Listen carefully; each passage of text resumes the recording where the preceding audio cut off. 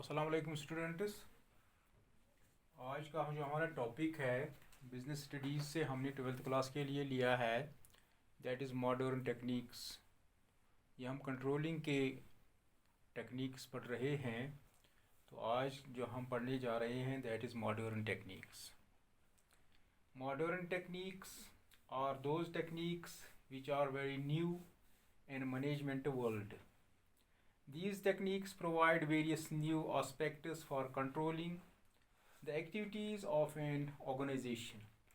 These techniques are as follows: return on investment, ratio analysis, responsibility accounting, management audit, PERT and CPM, management information system.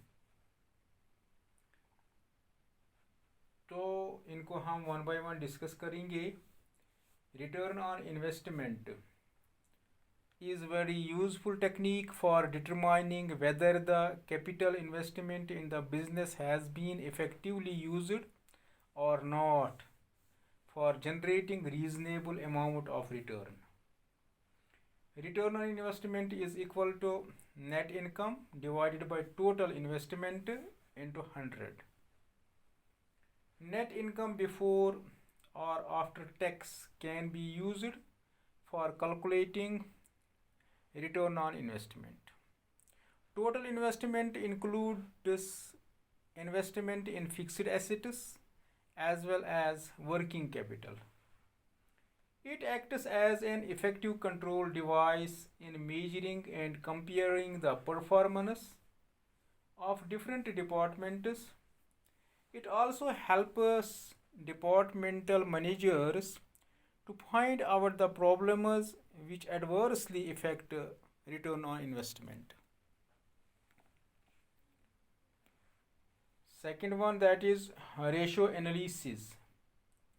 Ratio analysis is a technique of analyzing the financial statements of a business firm by computing different ratios.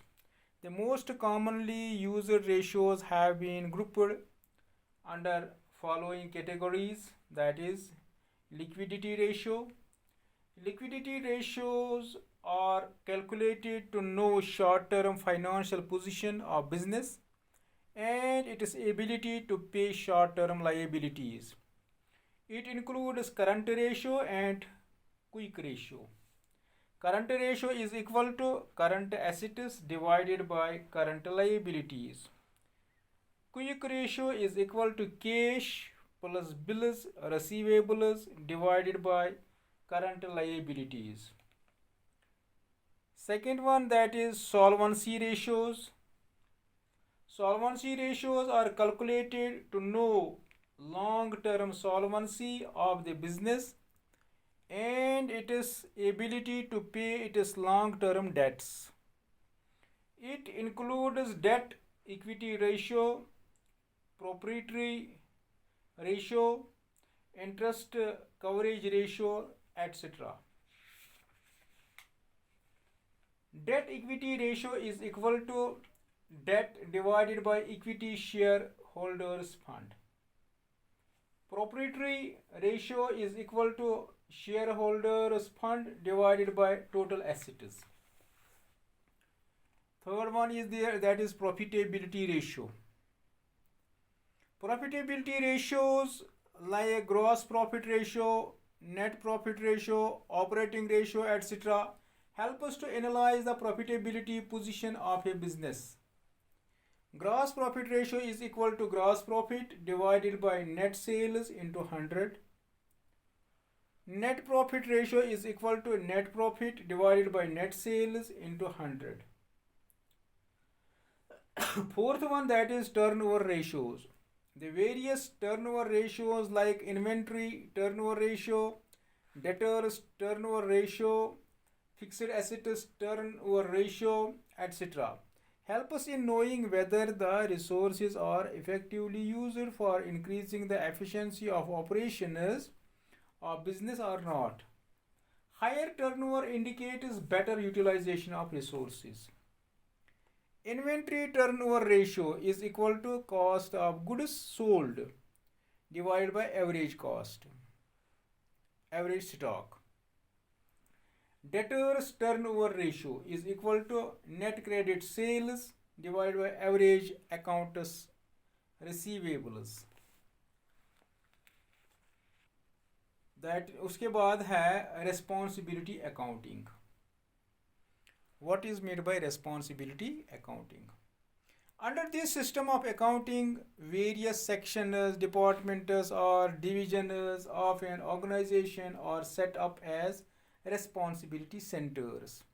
Each center has a head who is responsible for attaining the target of his center. The various responsibility centers are cost center. Cost center, also known as expense center, refers to a department of an organization whose manager is held responsible for the cost incurred in the center but not the revenues. For example, production department of an organization may be classified as cost center.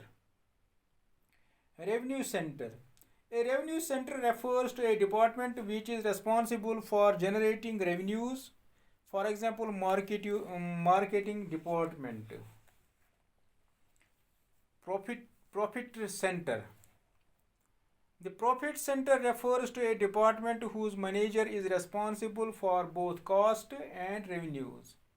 For example, repair and maintenance department. Investment center. An investment center is responsible for profits as well as investments made in the form of assets. For judging the performance of investment center, return on investment is calculated and compared with similar data for previous years for one's own center as well as other similar enterprises. It is also compared with current data of competing enterprises. Management audit. Management audit is a process of judging the overall performance of the management of an organization.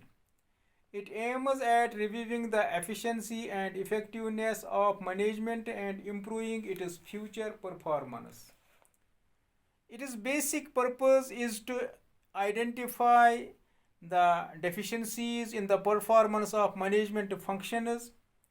It also ensures updating of existing managerial policies. Following are the main advantages of management audit. It identifies the deficiencies in the performance of management functions. It helps in improving coordination among the functions of various departments. It ensures required modification in the existing managerial policies and techniques according to environmental changes.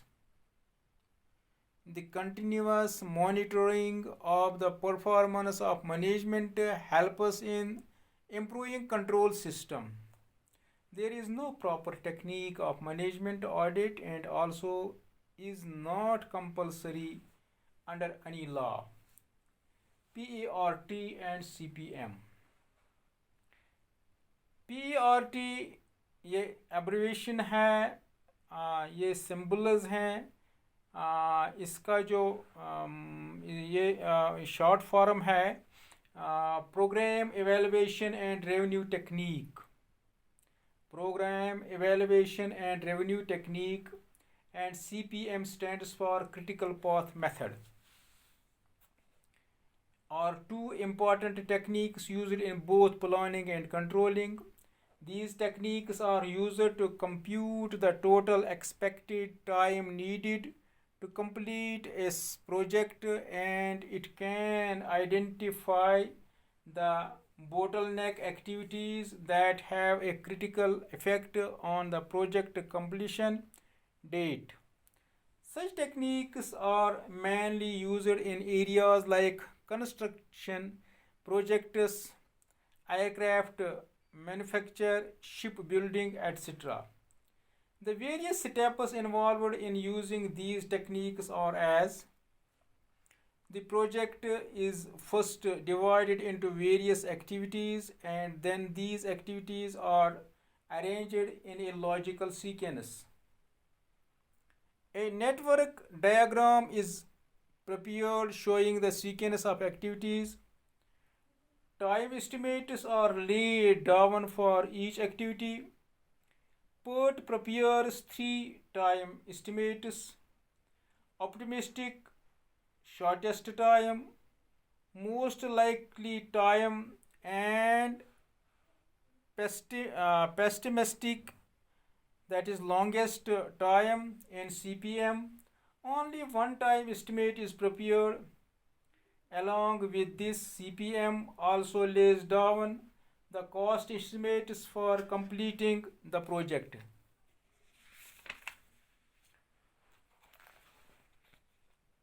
The most critical path in the network is the longest path. Longest path consists of those activities which are critical for completing the project on time. Hence the name CPM. It required necessary changes are made in the plan for completing the project on time. Management Information System, MIS.